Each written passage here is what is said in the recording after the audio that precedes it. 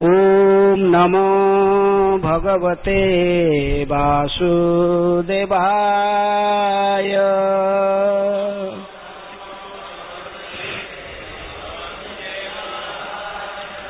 ओम नमः भगवते वासुदेवाय।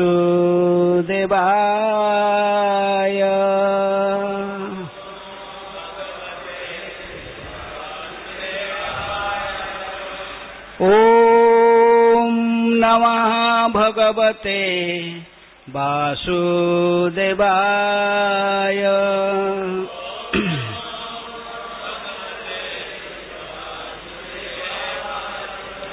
नारायणं नमस्कृत्य नरं चैव नरोत्तमं देवीं सरस्वतीं व्यासं ततो जयम् उदीरये। नष्टप्रायेषु अभद्रेषु नित्यं भागवत सेवया। भगवते उत्तम श्लोके भक्तिर्भवति नैष्ठिकी। कृष्ण सुधामुपगते धर्म ज्ञानादिभिः कलौ नष्टदृशामेष पुराणार्कधुनाउदितः। श्रीमद् भागवतम से पाठ, सप्तम स्कंध, अध्याय 12, पूर्ण समाज, 4 आध्यात्मिक वर्ग। इस अध्याय के आज 9 नंबर श्लोक। ननु अग्नि प्रमदा नाम धृतकुंभ समः पुमान् सुतामपि रहः जह्यात् अन्यदा यावत् अर्थकृत् ननग्नि प्रमदानाम घृतकुंभ समः पुमान् सुतामपि रहः जह्यात् अन्यदा यावत् अर्थकृत् नानोऽग्निः प्रमदानाम घृतकुंभ समः पुमान् सुतामपि रहः जह्यात् अन्यदा यावत् अर्थकृत्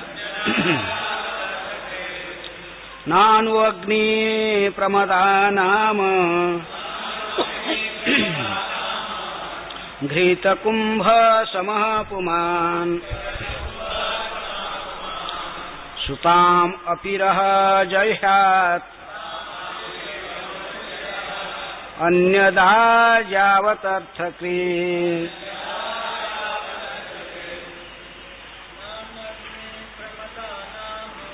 नानु अग्नि प्रमदानाम घृतकुंभ समः पुमान् सुतामपि रहः जह्यात् अन्यदा यावत् अर्थकृत्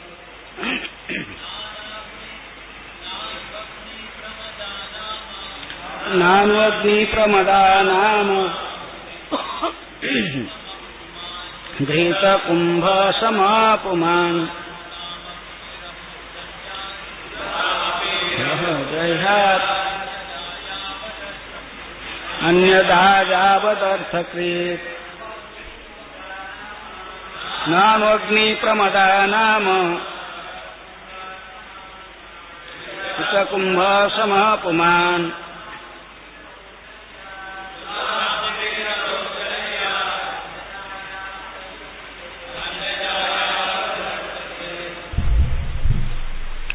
और कोई माताएं?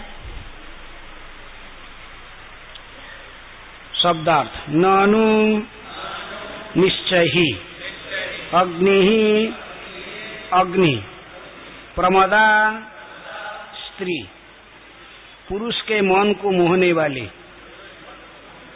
नाम नाम ही घृत कुंभ घी के बर्तन के समह समान पुमान मनुष्य सुतामपि अपनी पुत्री के भी रह एकांत स्थान में जयहात साथ न रहे अन्यदा किसी अन्य स्त्री के साथ भी जावत जितना अर्थकृत आवश्यक हो। अनुवाद तथा तात्पर्य कृष्ण कृपा स्मृति अभय चरणारविंद भक्ति वेदांत स्वामी श्रील प्रभुपाद जी के द्वारा जगत गुरु श्रील प्रभुपाद की जय। अनुवाद स्त्री अग्नि के तुल्य है और पुरुष घी के भांडे के समान होता है। अतः पुरुष को चाहिए कि अपनी पुत्री के साथ भी एकांत में न रहे। इसी प्रकार उसे अन्य स्त्रियों की संगति से बचना चाहिए। स्त्रियों से आवश्यक कार्य के लिए ही मिलना चाहिए, अन्यथा नहीं। दोहराइए, स्त्री अग्नि के तुल्य है और पुरुष घी के भांडे के समान होता है। अतएव पुरुष को चाहिए कि अपनी पुत्री के साथ भी एकांत में न रहें। इसी प्रकार उसे अन्य स्त्रियों की संगति से बचना चाहिए। स्त्रियों से आवश्यक कार्य के लिए ही मिलना चाहिए, अन्यथा नहीं। तात्पर्य, यदि घी का बर्तन और अग्नि पास पास रखे जाए तो बर्तन का घी निश्चित रूप से पिघलेगा। स्त्री की उपमा अग्नि से और पुरुष की घी के बर्तन से दी गई है। कोई कितना ही इंद्रिय संयमी क्यों न हो, स्त्री की उपस्थिति में उसका संयमित रह पाना लगभग असंभव हो जाता है। भले ही वह स्त्री उसकी अपनी पुत्री, माता या बहन ही क्यों न हो। निसंदेह सन्यासी तक का भी मन विचलित हो जाता है। अतः वैदिक सभ्यता पुरुषों तथा स्त्रियों के मिलने पर प्रतिबंध लगाती है। यदि कोई पुरुष स्त्री के इस संयोग के निषेध के मूल सिद्धांत को नहीं समझ सकता तो वह निरा पशु है। यही इस श्लोक का भावार्थ है।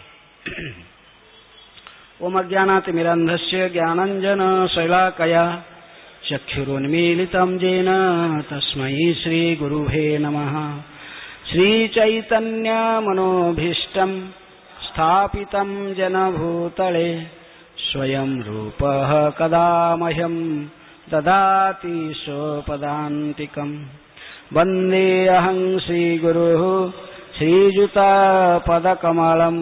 श्रीगुरून् वैष्णवांश्च श्रीरूपं साग्रजातं सहगण रघुनाथान्वितं तं सजीवं साद्वैतं सावधूतं परिजनसहितं कृष्ण चैतन्यदेवं श्रीराधा कृष्णपदान् सहगण ललिता श्रीविशाखान्वितांश्च मुखं करोति वाचालं पंगुं लंघयते गिरिं यत्कृपातमहं वन्दे श्रीगुरुदिनतारिणं परमानन्दमाधवं श्रीचैतन्यईश्वरम्। नमो विष्णुपादाय कृष्णप्रेष्ठाय भूतले श्रीमते भक्तिवेदान्त स्वामिनिति नामिने। नमस्ते सरस्वती देवे गौरवाणी प्रचारिणे निर्विशेषः शून्यवादी पाश्चात्य देशतारिणे नमो महावदान्याय कृष्ण प्रेम प्रदायते कृष्णाय कृष्ण चैतन्य नामिने गौरतिशये नमः। हे कृष्ण करुणा सिंधु दीनबंधु जगत्पते गोपेशः गोपिका कांत राधा कांत नमस्तुते। तप्त कांचन गौरांगी राधे वृंदावनेश्वरी वृषभानुसुते देवी प्रणमामि हरिप्रिये। वंशा कल्पतरुभ्यश्च कृपा सिन्धुभ्येव च पतितानां पावनेभ्यो वैष्णवेभ्यो नमो नमः। श्री कृष्ण चैतन्य प्रभु नित्यानंद श्री अद्वैत गदाधर शिवासादि गौर भक्त वृंद। हरे कृष्णा कृष्णा कृष्णा हरे हरे हरे राम राम राम हरे हरे। नानु अग्नि प्रमदा नाम धृत कुंभ समः पुमान् सूतामपि रहो जयहात् अन्यदा जावदर्थके। स्त्री अग्नि के तुल्य है और पुरुष घी के भांडे के समान होता है। अतः पुरुष को चाहिए कि अपनी पुत्री के साथ भी एकांत में न रहे। इसी प्रकार उसे अन्य स्त्रियों की संगति से बचना चाहिए। स्त्रियों से आवश्यक कार्य के लिए ही केवल मिलना चाहिए, अन्यथा नहीं। तो इस अध्याय में नारद मुनि विशेष रूप में युधिष्ठिर महाराज को बता रहे हैं पूर्ण समाज का आध्यात्मिक वर्ग। पूर्ण समाज के 4 वर्ग कौन से 4 वर्ग, 4 वर्ण, 4 आश्रम। 4 वर्ण ब्राह्मण क्षत्रिय वैश्य शूद्र, 4 आश्रम ब्रह्मचारी गृहस्थ वानप्रस्थ सन्यासी। इस अध्याय की प्रारंभ से 1 नंबर श्लोक से लेकर आप 8 नंबर श्लोक तक पढ़ चुके हैं। तो इससे विशेष में वो ब्रह्मचारियों के लिए था। सबसे पहला ही था कि ब्रह्मचारी गुरुकुले वसंदांतो गुरुर्हितम आचरण दासवत्नी च गुरु सुदृढ़ सुहृद। ब्रह्मचारी को गुरु के घर में रहकर गुरु को ही अपने एकमात्र सुहृद मित्र जानते हुए गुरु के निर्देशन में ही भक्ति प्रारंभ करना चाहिए, भक्ति में सदा रहना चाहिए।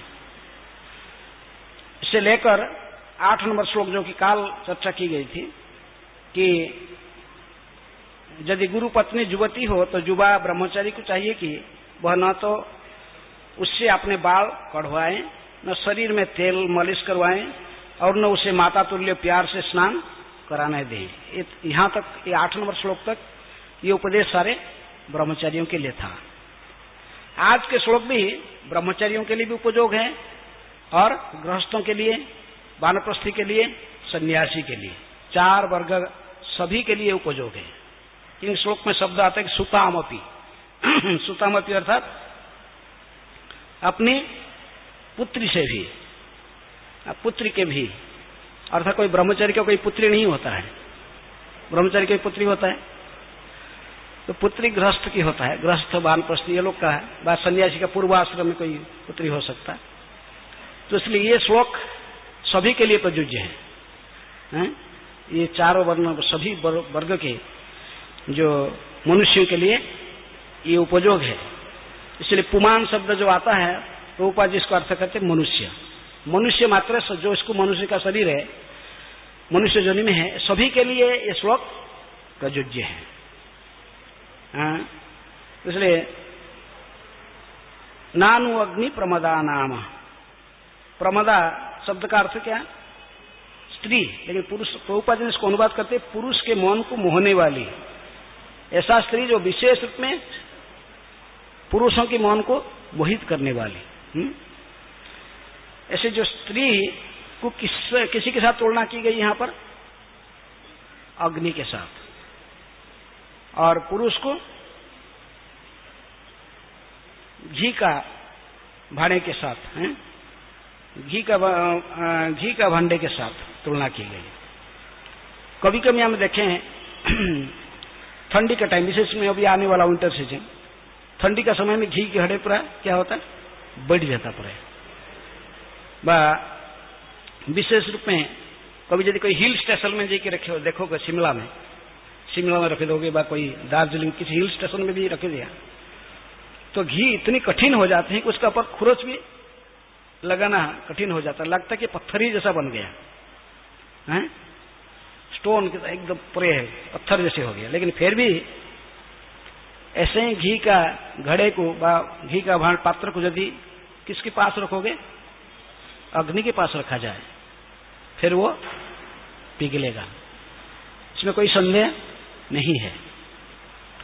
इसी प्रकार कोई भी व्यक्ति, चाहे बाह्य रूप से हम देखते हैं इतनी सालों से ब्रह्मचारी है, 50 साल हो गया, वानप्रस्थ में भी आ गया, या कोई सन्यासी आश्रम में भी है, लेकिन यदि फिर भी किसी ना किसी का माने ऐसे बाह्य रूप से देखते कि पूरा नैष्ठिक ब्रह्मचारी है, वह नैष्ठिक गृहस्थ अपने पत्नी के अलावा दूसरे कहीं उसकी मति भी नहीं है, वह वानप्रस्थी है, पूरा अनुभव है उसके पहले का सारा ब्रह्मचारी और गृहस्थ आश्रम पूरा अनुभव है। वह सन्यासी क्यों न हो, प्रभुपाद तात्पर्य लिखते सन्यासी के मन को भी विचलित कर सकता है। किसी भी वर्ण आश्रम यदि रहता है, लेकिन यदि एकांत में स्त्री के साथ संग करेगा, वह थोड़ा सा बातचीत करे, एकांत में रहकर कुछ चर्चा करेगा, तो उसकी मन इंद्रियां विचलित हो सकते हैं। इसीलिए महाप्रभु ने रिजेक्ट किया है व्यक्ति को, किसको, छोटा हरिदास को, एक आदर्श निभाने के लिए। कृष्णदास कविराज गोस्वामी कहते कि यदि प्रीति रखी बारे चाहो गौरांगर सने, छोटा हरिदास कथा थाके जन मने। यदि वो गौरांग महाप्रभु के चरण में अपने प्रेम को स्थापना करना चाहते हो, आप उनको प्रसन्न करना चाहते हो, तो सदा इस घटना को याद करो। कौन सा घटना, छोटा हरिदास की कथा। छोटा हरिदास लगभग वो बैरागी आश्रम में था, क्षेत्र संन्यास ले रखा था, वृंदावन कहाँ रहता था, पुरी में, जगन्नाथपुरी में। लेकिन वैसे संयमी था, महाप्रभु के लिए प्रत्येक दिन शाम को जाकर गीत गाता था, स्वरूप दामोदर गोस्वामी को मदद करता था, कि विद्यापति, चंडीदास व जयदेव गोस्वामी व बिल्लमंगल ठाकुर के रचित गीतों को गाने में ये भी बड़े प्रवीण था। स्वरूप दामोदर गोस्वामी गाते थे तो ये पीछे मदद करता था, याद कराता था। महाप्रभु इसके गायन में बड़े प्रसन्न होते थे, अच्छे गायक था, बहुत सुंदर कंठ में उसके सुललित कंठ था। लेकिन एक बार गौरांग महाप्रभु के पार्षद थे, उनके नाम क्या था, भगवान आचार्य। तो ऐसा ही कृष्ण लीला में वो एक ग्वाला भी, 12 गोपाल में से एक गोपाल भी माने जाते हैं, बहुत उन्नत भक्त थे, साक्ष्य रस के थे। तो इसलिए उन्होंने एक दिन चैतन्य महाप्रभु को अपने घर में निमंत्रण दिया, बुलाया खाने के लिए। इसे महाप्रभु हर आदमी के घर में नहीं खाते। पुरी में जब रहते थे कहते कि मैं लाखपति के घर में खाता हूँ, जो कम से कम 1 लाख नाम जपा करता हो। लेकिन भगवान आचार्य जी के साथ महाप्रभु के अच्छे संबंध था, तो उन्होंने उसका निमंत्रण स्वीकार किया। तो भगवान आचार्य ने तो कुकिंग करता था, लेकिन उन्होंने छोटा हरिदास को बोला है मुझे मदद करना कुकिंग में। महाप्रभु को निमंत्रण किया, लेकिन तुम आकर थोड़ा मुझे मदद करना है। तो छोटा हरिदास गया भगवान आचार्य जी घर में, लेकिन भगवान आचार्य जी कहा कि मेरे घर में तो अच्छा क्वालिटी के चावल नहीं है। ये अच्छे क्वालिटी के चावल किसके पास है, माधवी दासी है, सिक्खी माइती की जो बहन है माधवी दासी, उसके पास में बहुत अच्छे क्वालिटी, एक क्वालिटी के चावल है, बासमती चावल। महाप्रभु को जो खिलाऊंगा तो एकदम बेस्ट क्वालिटी का चावल होना चाहिए। तुम जाकर मेरे नाम लेकर कि भगवान आचार्य जी ने बोले गौरांग महाप्रभु को निमंत्रण किए हैं, तो इसलिए आप 1 माण चावल दे दो मुझे। 1 माण का अर्थ 900 ग्राम लगभग मान होता है, एक पट होता, पात्र होता है जिसको मापते, चावल मापने में सहायता करते हैं। एक मान में लगभग 900 ग्राम चावल होगा कि चावल लेके आना। तो भगवान आचार्य कहने पर छोटा हरिदास गए, और माधवी दासी कोई साधारण स्त्री नहीं थी। जो जगन्नाथपुरी में गौरांग महाप्रभु अंतरंग भक्त में से स्वरूप दामोदर गोस्वामी, राय रामानंद, सिक्की माइती, और सिक्की माइती के बहन है कौन? माधवी दासी। राधा कृष्ण की लीला में माधवी दासी राधा रानी की पर्सनल सर्वेंट माने जाते थे, राधा रानी की दासी थी। हरे कृष्ण। तो बहुत उन्नत भक्त थी। ऐसे भौतिक दृष्टि से हम देख सकते कि प्रौढ़ अवस्था में थी, लगभग 40 से ऊर्ध्व उम्र में, 45 से 50 उम्र के अंदर वो प्रौढ़ अवस्था में थी। लेकिन भगवान आचार्य गए और सिक्की माइती को, उनके घर में और कोई नहीं थी, सिक्की माइती थी।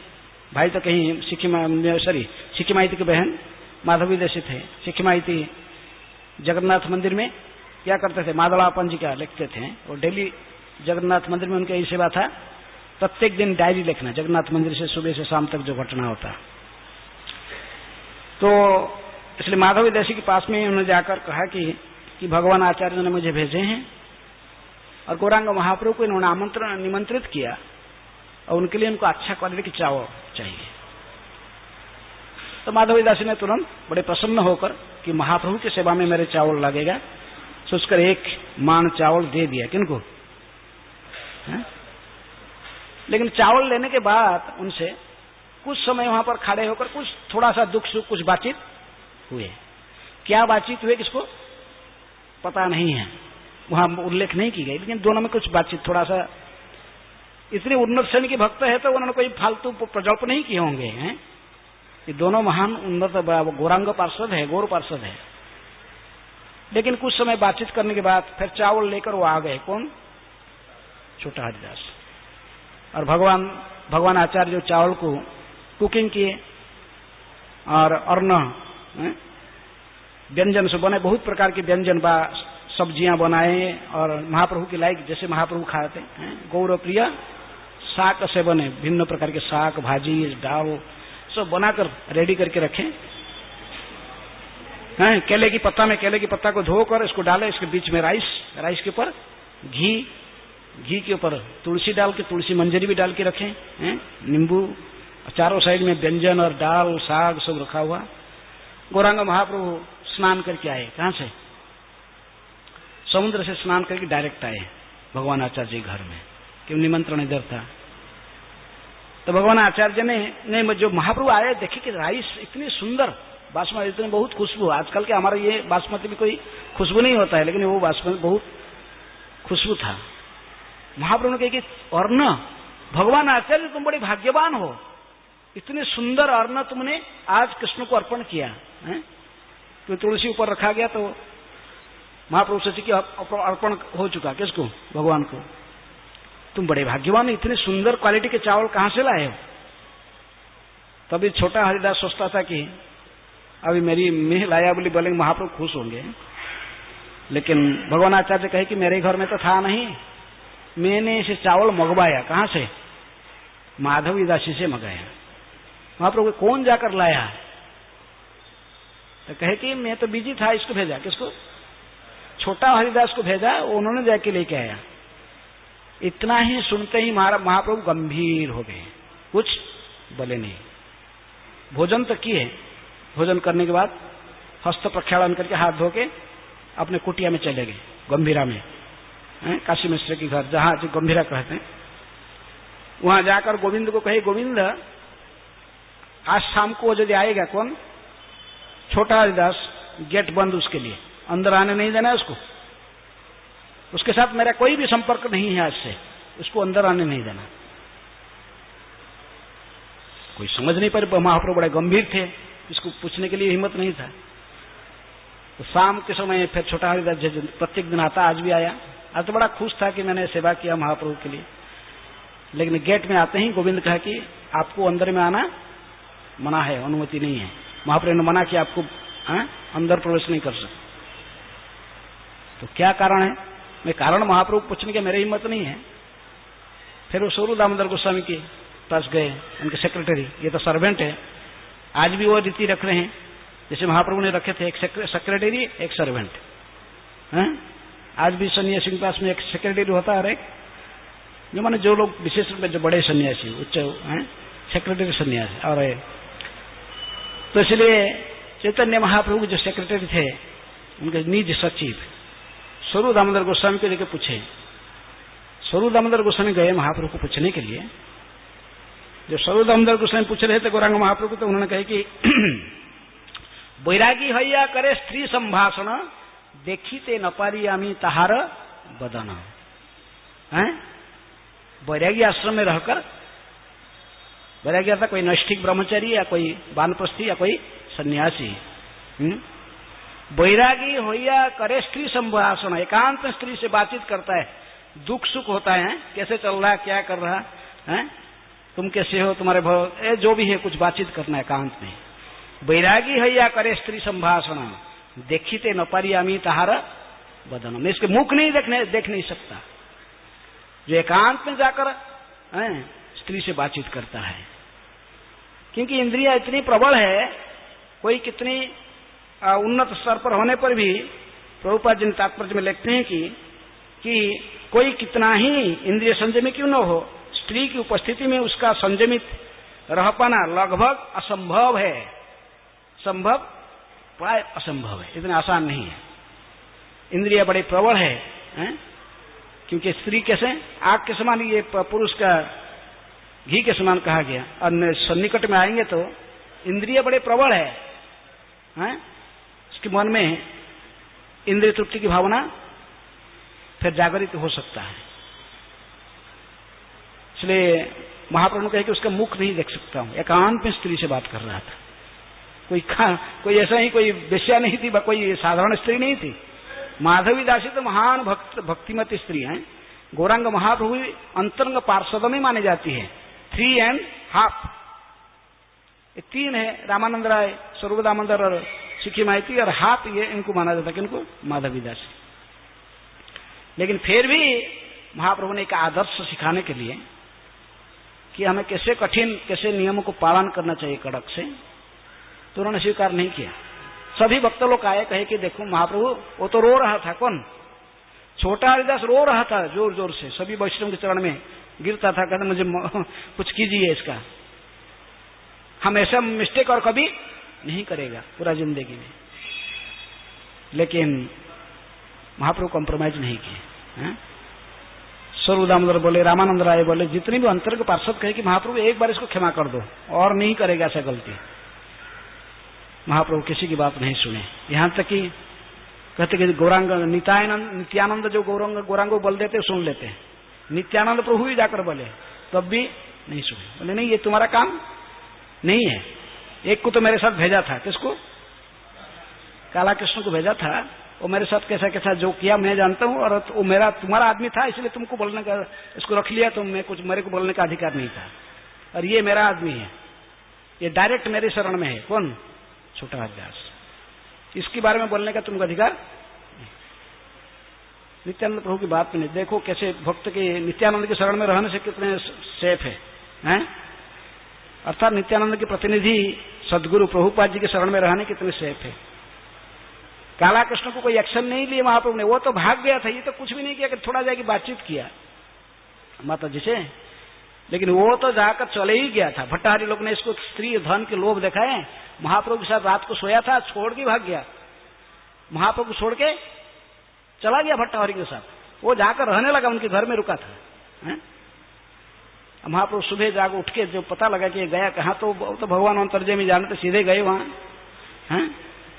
कि देखो तुम लोग सिर्फ वो भी सन्यासी जैसे ड्रेस पहनते थे, घर में रहते थे लेकिन गेरुआ वस्त्र पहनते थे, गृहस्थ सन्यासी।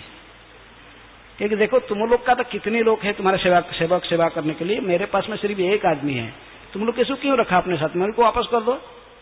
और फिर मेरा अपना आदमी होता तो मैं छोड़ देता ही, लेकिन वो दूसरे को ही मुझे दिया था, इसलिए मेरा ड्यूटी है कि इसको लेके वहां वापस करना उसको, इसलिए मुझे वापस करो। भट्टारी लोग गुस्से होकर मारे उस ऊपर ने क्या फेंके, महाप्रभु के ऊपर है, वर्षा, तरुआल है, खड़ग, सब त्रिशूल जो भी था वो सब उठा फेंका, लेकिन जो महाप्रभु के ऊपर फेंक रहे थे वापस जाके उन्हीं के शरीर में लगने लगा। और सोचे कि ये तो हमसे भी कुछ ज्यादा काला जादू जानता है। सब डर के भाग गए, सीधे घर बार छोड़ के भाग गए सब। रह गया अकेला कौन? काला कृष्ण। महाप्रभु गए, उसको शिखा पकड़ के लेके आए, खिंचकी लेके आए, रो रहा था। कौन? बोले कि तू मेरा आदमी होता, तू मैं क्या नहीं करता, यहीं तुझे यहीं छोड़ के जाता, लेकिन तू है दूसरे का, लेके जाऊंगा तुझे पूरी तक मुझको तो जमींदारी करना, उसको जमा करना पड़ेगा। हैं? फिर महाप्रभु उसको दंडित नहीं किए, उसको लेके आए कि फिर पूरी तक लेके आए, ला के नित्यानंद प्रभु कहे कि ये तुम्हारा आदमी है, अभी ये मेरे को बोला था बहुत अच्छा ब्रह्मचारी मेरी सेवा करेगा, और क्या क्या किया इसको, आज से इसका साथ मेरा कोई भी संपर्क नहीं है, तुम्हारा आदमी तुम संभालो। कि फिर बस छोड़ दी। लेकिन फिर भी नित्यानंद प्रभु इतने दयालु थे, काला कृष्ण को त्यागे नहीं, बंगाल में भेज दिए। किसके लिए? प्रचार में, जाओ उधर नामहट्ट प्रचार में शामिल हो जाओ। फिर भेज दिए। लेकिन गौरांग के शरण में डायरेक्ट था काला कृष्ण, ने सरी छोटा हरिदास। काला कृष्ण बच गया, नित्यानंद के शरण में था और उसको क्षमा नहीं किया। नित्यानंद प्रभु कहने पर भी नहीं सुने, तो सब बोले कि चलो नित्यानंद के बाद ये सब चला गया, तो ये इसको भेजते परमानंदपुरी, माधवेंद्रपुरी के शिष्य गौरांग महाप्रभु बहुत सम्मान करते, इनको अपने गुरु के समान सम्मान देते। ईश्वरपुरी के गढ़ ब्रदर है माधवेंद्रपुरी के शिष्य, ऐसा ही उद्धव के अवतार माने जाते हैं परमानंदपुरी, उनको बोलते, वो बोलेंगे आके। तो परमानंदपुरी सभी भक्त कहने पर आए, वो भी आकर कहे कि महाप्रभु सभी भक्तों ने मिलकर मुझे कुछ कहे, आपको कुछ व्यक्त करने के लिए। महाप्रभु तो इनको बड़ा सम्मान के साथ अच्छे आसन से बैठाए और उनसे बहुत प्रेम से बात की, कैसे क्या सेवा कर सकूं, कि अपने गुरु के समान उनको व्यवहार करते थे। तो उन्होंने जब कहा कि सारे भक्तों लोग का यही इच्छा है कि इस बार इसको क्षमा कर दिया जाए, किसको? काला कृष्ण को, सॉरी छोटा हरिदास को इसी टाइम क्षमा कर दिया जाए। तो अभी महाप्रभु ने खड़े हो गए सीधे, तो गोविंद मेरा दंड कमंडल पकड़ो, चले यहाँ से अलारनाथ चलते हैं, यहाँ हमारा रहने का लायक स्थान नहीं है। सीधे जाने के लिए तैयार होगी कुटिया छोड़ के। बहुत अस्त व्यस्त होकर उनको संभाले कौन? वो परमानंदपुरी कहे कि नहीं नहीं ये मैं नहीं चाहता, ये तो भक्तों लोग ने बोले थे, मैं बोल दिया, ये मेरा बात नहीं है, मैंने स्वयं नहीं बोल रहा हूं ऐसा करने।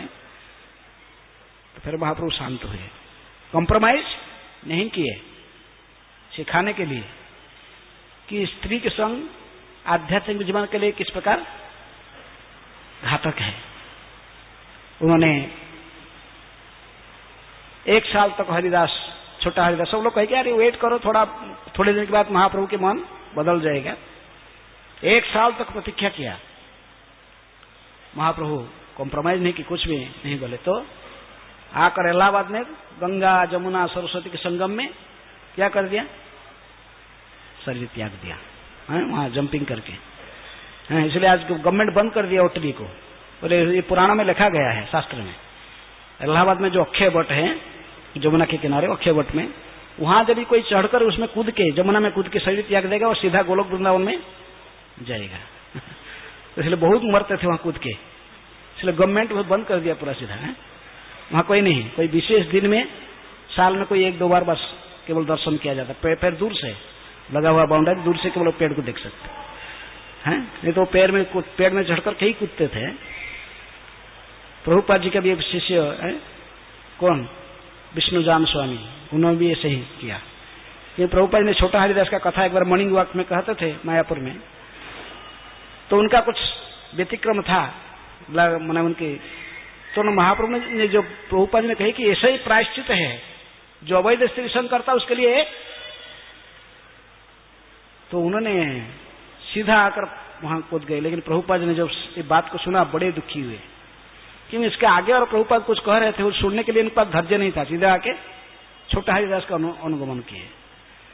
प्रभुपाद ने कहे कि इस्कन के भक्तों को ऐसा नहीं करना, मैं गौरांग महाप्रभु नहीं कि वो आप लोग छोटा हरिदास नहीं हो, हैं? लेकिन यदि भी कोई किसी के पतन किसी कारण से होता है, स्त्री प्रति आकर्षण हो गया, लेकिन फिर भी उसको सुसाइड नहीं करना चाहिए। भक्तों की संगति में रहकर हरे कृष्ण महामंत्र की जप और कीर्तन में लगा रहना चाहिए। हरे नाम हरे नाम इव केवलम कलो नास्तेइव नास्तेइव नास्तेइव गति अन्यथा है। 8वें स्कंद भागवत में प्रभुपाद तात्पर्य में फिर लिखते हैं ऐसा नहीं करना। भक्तों की किसी कारण से यदि कुछ आध्यात्मिक पतन भी होता है, लेकिन फिर भी भक्तों की संगति में रहकर हरिनाम के आश्रय करने से फिर भी उसका उद्धार हो सकता है। लेकिन इस श्लोक से हमें जानना चाहिए कि कितनी घात स्त्री संग आवश्यकता के अलावा यदि थोड़ा सा भी इंद्रिय तृप्ति का मिलन होता है, मिलजुल रहता है इंद्रिय तृप्ति का, तो उससे भगवान प्रसन्न नहीं होते हैं। कई उदाहरण शास्त्र में दी गई है। भगवद गीता में ऐसा ही श्लोक भी महाराज जजाति के उपाख्यान में भी आता है। मातृ श्वश्रु दुहितृवा न विविक्तासन भवेत बलवान इंद्रिय ग्राम विद्वांसपि कर्षति। वहां भी कहा गया भागवत में, ये महाराज जजाति के उपाख्यान में। तो हमें कहा गया कि मातृ चाहे माँ हो, सास क्यों न हो, मातृ ससुर दोहित्रु अपने पुत्री क्यों न हो,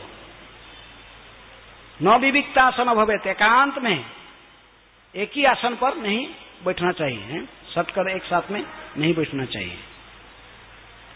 न विविक्तासन भवेत, क्योंकि बलवान इंद्रिय ग्राम, इंद्रियां इतनी बलवान हैं, विद्वांस भी कर सकती, बड़े बड़े विद्वान को भी मोहित कर देती है। कितना उदाहरण है। पुत्री का पीछे कैसे भाग सकता व्यक्ति अपने पुत्र, लेकिन ये उदाहरण स्वयं ब्रह्मा जी का प्रस्तुति है। ब्रह्मा जी ने वो भी एक आदर्श केवल आप सिखाने के लिए वो भाग गए। बाघ देवी हैं, बाघ को जब जन्म किया अपने पुत्री को जन्म करी, कुछ सौंदर्य से मुग्ध होकर उसके पीछे भागे हैं। नारद जी ने भाग गए किसके पीछे, विश्व मोहिनी के पीछे। वो बड़ा कहानी सो सारे नहीं कर रहा। और शंकर जी यदि वैष्णवानंद तथा शंभु, लेकिन भगवान के साथ जब ऐसे कहे तो भगवान ने मोहिनी मूर्ति धारण करके उनको अपने माया शक्ति का प्रभाव को दिखाया। वो मोहिनी के पीछे भागे, वस्त्र तक भी निकल गए, वो पता नहीं चला, सीधे भागे उसके साथ, उसके पीछे। ये भगवान की माया शक्ति का एक प्राकट्य है। वो उन्हें इसी के माध्यम से मोहित करते सबको। मम माया दुरत्तया, जो शुद्ध भक्ति नहीं किया, जब तक शुद्ध भक्त नहीं बना, इसकी प्रभाव से मुक्त होना इतना आसान नहीं है। 3 अध्याय में भगवद गीता में भी श्लोक आता है, आवृत ज्ञान अमेतेन ज्ञानीना नित्य वैरिणा काम रूपेण कौन्तेय दुष्कुरेण लड़ेन च। ज्ञानी, बड़े बड़े ज्ञानी सोचेंगे हम शास्त्रविद सब कुछ जानते हैं, हमारा मन कैसे विचलित हो। ज्ञानी जो मूर्ख होते वो विचलित हो सकता है। लेकिन भगवान ने स्वयं कहते कि ज्ञानी ना नित्य वैरिणा, बड़े बड़े ज्ञानियों की वैरी है, जेलस्टी डिजायर काम वासना है। ये बड़े बड़े ज्ञानियों को भी मोहित करने वाले हैं। ज्ञानी नाम नित्य वैरिणाम। अगला लाइन क्या, काम रूपेण कौन्तेय, हे कुंती पुत्र, जो लस्टी डिजायर के रूप में ये उद्रेक हो जाता है, सभी को मोहित कर लेता है। ये श्लोक व्यासदेव जी ने पढ़ा रहे थे गुरुकुल में, सबको बैठा कर अपने शिष्य में। इनमें से एक शिष्य था जैमिनी है, जैमिनी बैठ के सुन रहे थे। तो कहे कि गुरु जी मैं इसको विश्वास नहीं करता हूं, ये कैसा संभव है। ज्ञानी ना नित्य वैरिणा, ज्ञानी का कैसे वैरी बन सकता है। जब मूर्ख है, मूर्खों की वैरी हो सकता है, उनके मति विचलित हो सकता है, इसको माने इंद्रिया विचलित कर सकते हैं। जो ज्ञानी है उसको कैसे होगा, मैं इसका स्वीकार नहीं करता हूं। व्यासदेव ने कहा कि अरे बेटा ये भगवान ने स्वयं कहा है, विश्वास कर ले। बोले नहीं मैं नहीं विश्वास करता हूं। लेकिन ठीक है तुझे समझाता हूं, समय आने पर समझाता हूं। कहानी आप जानते हैं, व्यासदेव जी ने योग शक्ति में तो जमीन अपने जंगल के अंदर कुटिया बना के रहे थे, कई ब्रह्मचारी और भी उनके साथ रहते थे। बस अब वो योग शक्ति के बल पर व्यासदेव जी ने सही बादल छाया दिया, पर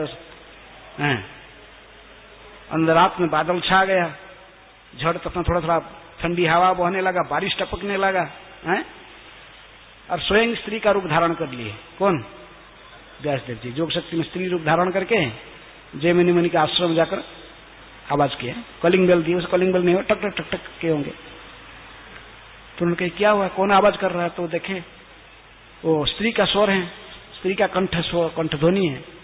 कह रहे थे कि महात्मा जी मैंने रास्ता भूल गया, जंगल में घूमते घूमते, बारिश हो रहा है, झोड़ तूफान हो रहा है, मुझे थोड़ा आश्रय चाहिए, थोड़ा समय, कुछ समय के लिए। उन्होंने कहा कि ये ब्रह्मचारियों के आश्रम है, यहाँ पर स्त्री का स्थान नहीं है, स्त्री का कंठ, तुम और दूसरे आगे देखो। बोले आगे कोई स्थान नहीं, आसपास में कोई भी कोई आश्रय नहीं है, आप कैसे महात्मा हो? मेरी जान निकल जाएगी, क्या एक प्राणी का जीवन रक्षा नहीं कर पाते हो? हैं? कैसे महात्मा जान? तो वो जब मैंने कहा कि ठीक है, हमारे जो गेट के साइड में ही चौकीदार का कमरा है, गार्ड का कमरा है, तो उसी में रह जाना, निकल जाना तुरंत बस्तर छाटते हैं, बारिश छोड़ते ही निकल जाना है। जैसे हमारा कोई ब्रह्मचारी तुम्हारे सकल न देखे। तो कहे कि महंत जी आपका तो गेट बंद है, लॉक है। तो जब मैंने कहा कि ठीक है गेट खोल देता हूँ, वो चाबी लेकर आ गए गेट खोलने, और गेट खोल दिए। गेट खोलने के समय में एक नजर उनके ऊपर पड़ा, किसका पर? तो ओरिजिनल स्त्री भी नहीं, व्यासदेव के लिए स्वयं को स्त्री रूप धारण कर खड़े थे, लेकिन बारिश में भीगा हुआ शरीर, साड़ी फाड़ी भीग गया था, थोड़ा सा है? शरीर का जीर्ण अंग उनको दिखाई पड़ता था, और सीधे चाबी खोल दी, बस उनको चले गए वापस कमरे में। लेकिन जो सोने के लिए जा रहे थे, बार बार वो स्त्री का छवि सामने आते रहा, जो देखे थे गेट खोलने के समय में। तो कितने भी प्रयास किए उस वो रूप को भूलने के लिए, भूल नहीं सके हैं। बार बार उनके आंख में सामने वही छवि आने लगा है, वो युवती स्त्री का छवि। तो मन इतना विचलित किया, बोले अरे स्त्री तो यहीं पर है, मिल लेता हूं। निकल के आ गए रूम में, आकर फिर दरवाजा खटखट के, अरे खोलो खोलो। नहीं आपने मना किया था मुझे। जयमिनी जो मठ के महंत है, उन्होंने कहा कि मैं किसी को मेरा शकल नहीं दिखाऊंगी, मैंने तो केवल बारिश हो रहा थोड़ा छुप यहाँ रहता हूँ, बारिश छोड़ते ही मैं चले जाऊंगा, मना है मुझे, किसी के लिए भी दरजा नहीं खोलूंगा, मैं अकेले रहूंगा अंदर में, बारिश छोड़ते ही मैं चले जाऊंगा। अब बोले मैंने वही जयमिनी हूँ जिन्हें ने तुझे आदेश दिया था। बोले नहीं कोई भी हो, मैं नहीं खोलूंगी। तो इतना इनके प्रबल होने लगा, उत्तेजना होने लगा, इंद्रियां ऊपर उठ गए। झुपड़ी का वो झुपड़ी था, तो उसका ऊपर का छात को होल बना दिया, होल बनाकर नीचे कूद गए। तो सोचे कि मैं अभी वो स्त्री को आलिंगन कर रहा हूं, आलिंगन करने गए, वो तो कपड़ा ऐसे कपड़ा को ढंग के से बैठे हुए, तो आलिंगन करने गए तो व्यासदेव जी ने अपने मुख से कपड़े को हटा दिए। दाढ़ी है। बोले गुरुदेव, बोले मूर्ख तुझे समझ में आया, तुझे बोला था, भगवान ने कहे कि आवृतो ज्ञान में तो न ज्ञानी ना नित्य वैरिणा, ज्ञानियों की भी नित्य वैरी है, तो समझ में आया अभी? भगवान ने कहा, तो भगवान की बात को भी स्वीकार नहीं करना चाहता है। आवृतो ज्ञान में तेन ज्ञानी ना नित्य वैरिणा, काम रूपेण कौन्तेय दुष्कुरेण लेना चाह। लस्टी डिजायर अंदर में ऐसे सुप्त अवस्था में है, और मौका मिलने से वो जागृत हो जाता है? चाहे कितने हम प्रयास करके भी ब्रह्मचर्य पालन करके कितने नष्टिक ब्रह्मचारी बन गए, वानप्रस्थी सन्यासी हो गए, लेकिन यदि एकांत में, ये श्लोक कह रहा है कि स्त्री कैसे आग के समान है और ये पुरुष घी के घड़े के समान है, यदि सन्निकट में आएगा वो पिघलेगा। इसलिए सदा इनको दूर में रहना है ब्रह्मचारियों के लिए। इसलिए 8 प्रकार के अनुबंधन लगा गया है। स्मरणम, कीर्तनम, केली, प्रेक्षणम, गुह्यभाषणम है, और आगे क्रिया, निवृत्ति, ये बच्चे से 8 प्रकार के कहा गया है।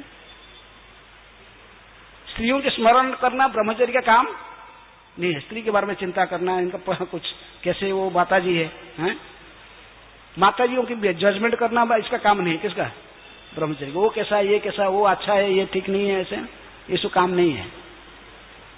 माताजियों की स्मरण करना, स्त्रियों की स्मरण करना, विशेष रूप में प्रमदा शब्द इसमें उपयोग हो गए। जो युवती स्त्रियां हैं, प्रमदा, जो पुरुषों के मन को मोहने वाली है, रूपा जी अनुवाद करते हैं। स्त्रियों की चिंतन नहीं करना ब्रह्मचारी को है।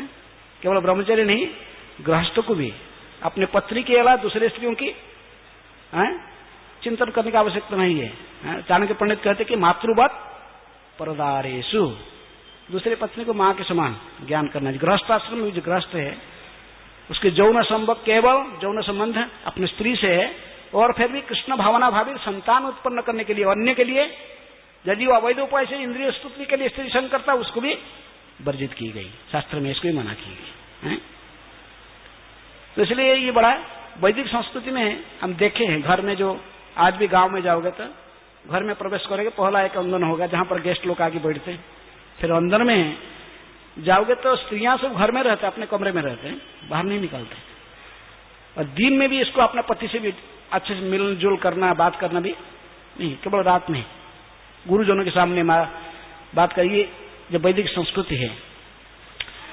तो लेकिन यहां पर कहते कि तो इसलिए हमें सतर्क रहना चाहिए कि प्रमदा नाम ही बन्ही, ये अग्नि के समान है।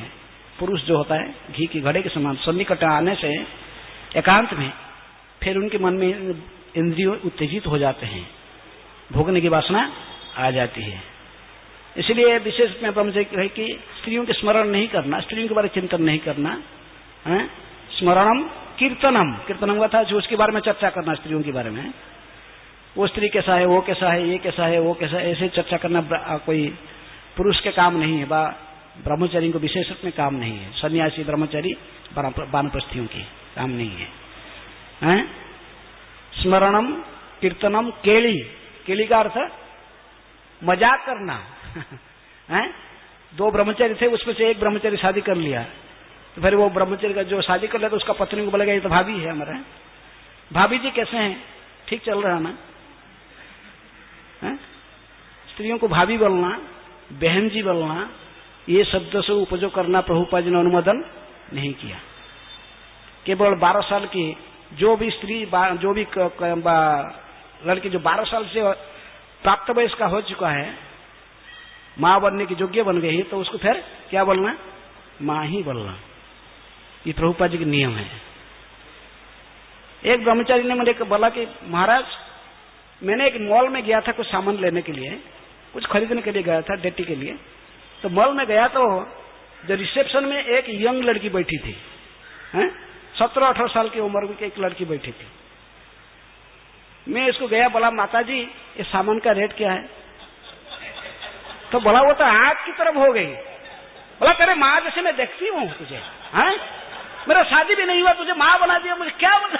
इतना गर्म हो गई, इतना डांटने लगी, और जितने जो पब्लिक थे वो भी सब उसको सपोर्ट किए। किसको, लड़की। बोले तुम सारे फैनाटिक हो इस्कॉन वाले, क्या कर रहे हो इसको आके, यंग लड़की है तेरे पर है, तो उसकी माँ बना, माता जी कह रहा है, बेचारा परेशान। बोला मुझे इतना गाली खाना पड़ा उधर, मैं तो समाज से आया है। तो उसके कहना था कि मैं जब इसको कहता था कि बहन जी आप कैसे हो, बहन जी ये रेट का, ये सामान का क्या है, तो कुछ नहीं बोलती। मुझे ये कहना उचित नहीं था क्या, माता जी, तुम प्रभुपाद जी के आदेश को उल्लंघन नहीं करना। प्रभुपाद जी का आदेश तो है, तुम जो कृष्ण भक्त होते हैं बड़े चतुर होते हैं, हरिनाम कृष्ण नाम बड़ाई मधुर, जय जन कृष्ण भजे से बड़ा चतुर। अरे तो मैं इसको ये सब एड्रेस कर तुमको स्थान काल परिस्थिति देखकर कहना था कि हरे कृष्ण इस सामान का रेट क्या है, वो बोलेगी नहीं, तो कुछ नहीं बोला। बोला हरे कृष्ण इस सामान का क्या रेट है बताएगी, तुमको अपना दिमाग होना चाहिए। प्रभुपाद जी के आदेश को भी हम उल्लंघन नहीं करेंगे, लेकिन हम परिस्थिति को भी संभालेंगे। तो इसलिए हमारे पास बुद्धि होना चाहिए किसी परिस्थिति को संभालना है। ये शास्त्र कहता कि स्मरणम कीर्तनम केली, मजाक नहीं करना स्त्रियों से,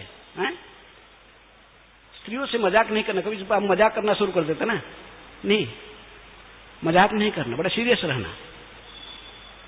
स्मरणम कीर्तनम केली प्रेक्षणम, विसर्जन को डायरेक्ट देखना, उनके मुख को देखना डायरेक्ट।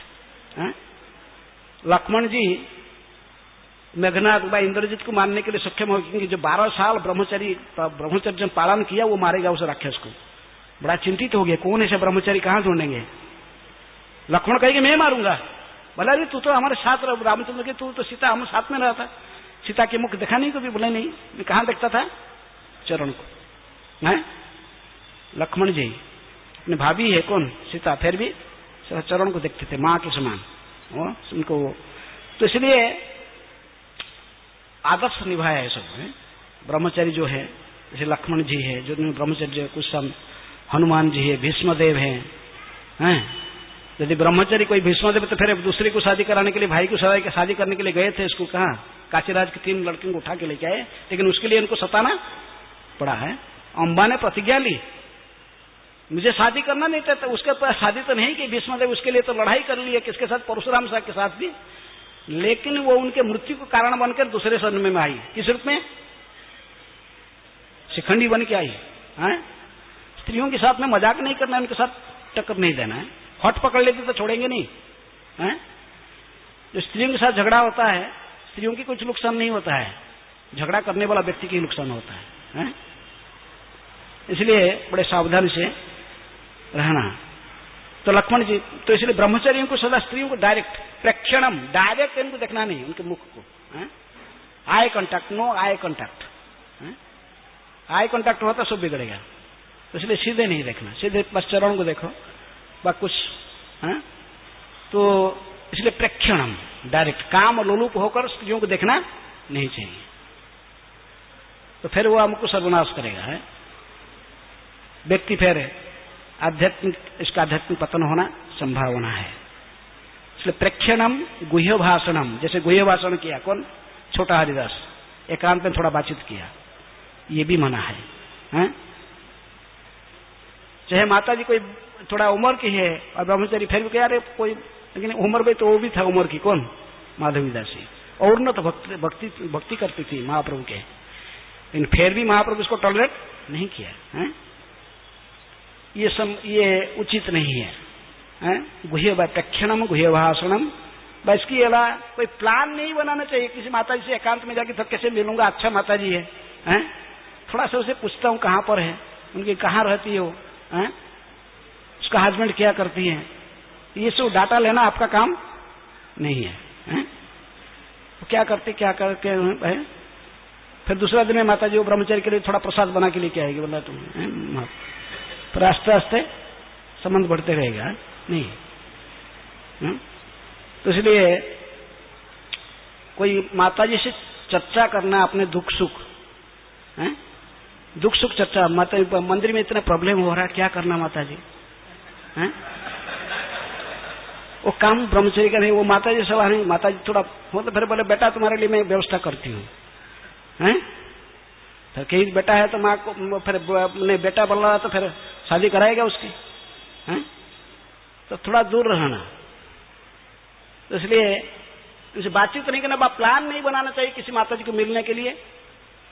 प्लान बनाएगा तो आस्ते आस्ते संबंध सृष्टि होगा, फिर आस्ते आस्ते मानसिक स्तर पर कई प्रकार की चिंतन आने लगेंगे, फिर अंत में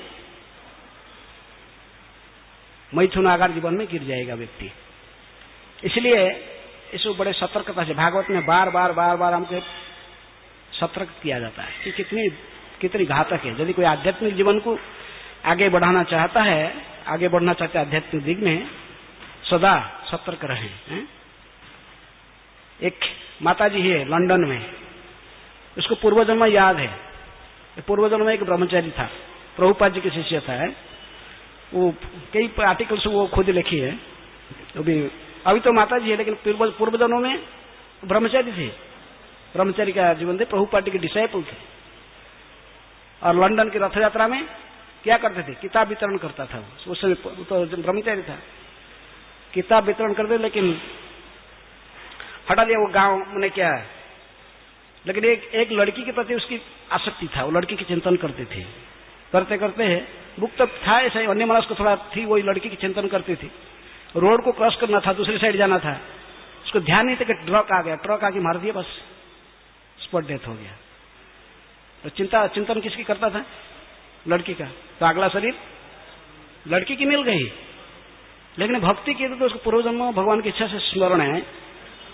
वो जन्म हो गया तो लड़की के शरीर में, फिर वो उसको देखता था कि वो जो पहले जो पूर्वजन्म जो लड़की के साथ उसका आसक्त था, तो उसको लड़की को देखते ही आसक्ति हो जाए। लेकिन अभी भी ये लड़की, वो भी लड़की है, क्या होगा छोटा। फिर वो फिर वो जब सब मैंने बहुत वो डाटा पर जिस घर में वो जन्म ली सब कुछ बता देते कहाँ है क्या है सब पूर्वजन्म, तो इनका याद है पूर्वजन्म।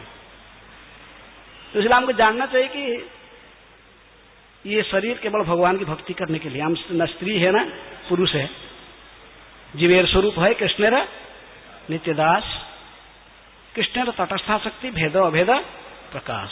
भगवान चैतन्य महाप्रभु इसलिए कहे हमारे स्वरूप को जानना चाहिए, हम जीव के कृष्ण के नित्य दास है, कभी स्त्री के शरीर में कभी पुरुष के शरीर में, उसमें क्या लेना देना। हम किसी भी स्त्री में शरीर में है, हमारा मुख्य कर्तव्य है भगवान की भक्ति करना। मांग ही पार्थ विपासित्य अपिसु पाप जनय स्त्री वैश्य तथा शूद्र तेपी जानती परांगति। जो भगवान को आश्रय करके भक्ति करने से कोई भी व्यक्ति उद्धार हो सकता है। इसलिए हमारा जो काम है, असली काम है भगवान की भक्ति करना। हमारे काम नहीं कि इंद्रिय तृप्ति के साधन के लिए थोड़ा सा कहीं ढूंढते रहना मौका, ये हमारा काम नहीं है। तो इसलिए अगला श्लोक कहेगा जब तक कोई व्यक्ति आत्मसाक्षात्कार केंद्र पर हायर लेवल में नहीं आया, ऐसा ही तो भागवत कहता कि एक व्यक्ति केवल एक चरित्र केवल भागवत में है जो कि स्त्री के द्वारा प्रभावित नहीं हुआ, वो है नर नारायण ऋषि। स्वयं भगवान ने नारायण ऋषि के रूप, नर नारायण ऋषि के रूप में आकर आए थे, तो उन्होंने इससे बचा, नहीं तो कोई पर्सनालिटी नहीं जो बचा। सुखदेव गोस्वामी कहते सभी का आकर्षण कर सकता है, कौन अपोजिट सेक्स में आकर्षण सभी को हो सकता है। ये बड़े सतर्कता से इसे बचना चाहिए। ये माया के सबसे बड़ा अस्त्र है, इसी अस्त्र के माध्यम से माया हमको गिराती है। कहां से? भक्ति से लाकर माया में डालती है। माया अर्थात जो है नहीं वही माया है। नाम स्त्री है, नाम पुरुष है। और पुरुष का शरीर में आ गया तो सोचते कि मैं पुरुष हूं, कोई स्त्री के शरीर में तो सोचते कि मैं स्त्री हूं। इसीलिए नारद मुनि ने फिर पुरंजन के उपाख्यान भी सुनाए हैं। महाराज पुरंजन के उपाख्यान में प्राचीन भविष्य को सुनाए, तो वो कैसे स्त्री की चिंतन करके मरा तो स्त्री का शरीर है, स्त्री भी पुरुष का चिंतन करके मर गया तो पुरुष का शरीर। इसलिए ये शरीर के चिंतन में, शरीर के इसी में आसक्त नहीं होना चाहिए। युक्त वैराग्य को स्वीकार करते हुए अनासक्त विषयाम यथार्ह उपवंजित निर्बंधे कृष्ण संबंधे युक्त वैराग्य उच्यते। इसलिए इस तात्पर्य ग्रंथ में प्रभुपाद जी ने लिखा कि यदि कोई पुरुष स्त्री के इस मूल सिद्धांत को नहीं समझता है तो निरा पशु है। यदि सोचता है कि नहीं मैं ये क्या है, फनाटिसिज्म है, ऐसे वो कुछ बोलता है, लेकिन नहीं, वो फिर पशु के जीवन बिताता है। जितनी आवश्यक है इतना ही है। इसी प्रकार उसे अन्य स्त्रियों की संगति से भी बचना चाहिए। स्त्रियों से आवश्यक कार्य के लिए ही केवल मिलना चाहिए, अन्यथा नहीं। केवल भगवान की सेवा के लिए, अन्य अपना इंद्र तृप्ति की थोड़ा सा भी कहीं चांस है तो फिर वहां थोड़ा दूर रहना चाहिए। हैं? ठीक है, हरे कृष्णा। समय हो चुका, कोई प्रश्न है?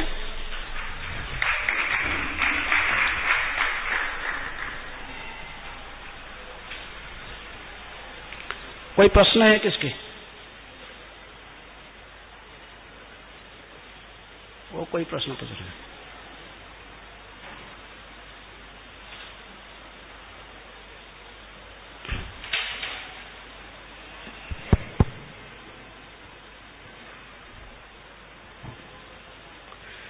हरे कृष्णा।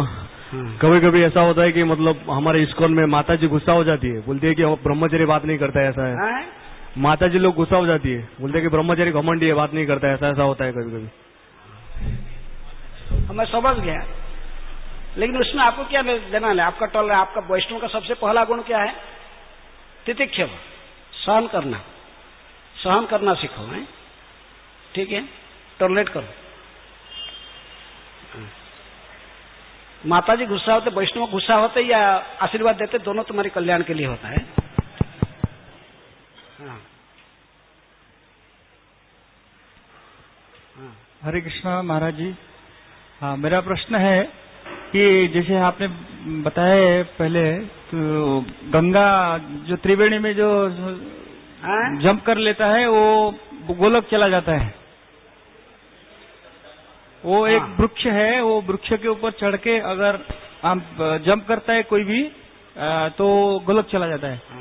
तो गंगा जी में इतने सारे जीव है, मछलियां हैं, वो सब गंगा जी में जन्म लिए और गंगा का पानी पिए, गंगा से में ही मृत्युवरण किए, तो सब के सब गोलक चले जाएंगे? सदा गंगा के साथ में रहते हैं?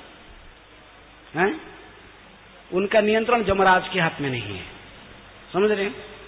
जैसे वृंदावन में कोई शरीर त्यागता है, वृंदावन में सुअर भी है, कुत्ता है, बंदर है, ये शरीर जो त्यागते तो उसको वृंदावन में शरीर त्यागा था, उसको यमराज का अधिकार नहीं है, उसकी नियंत्रण डायरेक्ट भगवान के द्वारा होती है।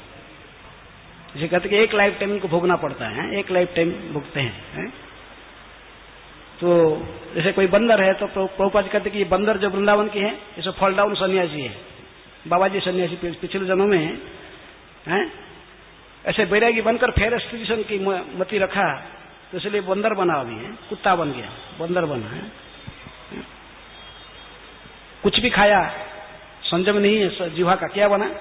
सुअर बना। लेकिन कि वृंदावन में ही रहता है, इसलिए उसकी नियंत्रण भगवान के हाथ में डायरेक्ट है, तो एक लाइफ टाइम इसको भोगना पड़ता है।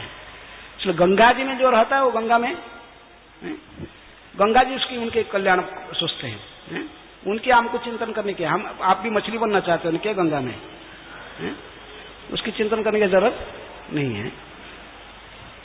कोई पूछा है कि आप लोग बोलते इस्कॉन वाले मछली नहीं खाते हो, ये नहीं खाते, गरुड़ जी भगवान को कान में लेकर घूमता है, गरुड़ जी मछली खाता है, सांप खाता है, बंगाली बोला मुझे, गरुड़ जी भी मछली खाते हैं, जब मछली का जड़ेर फल है।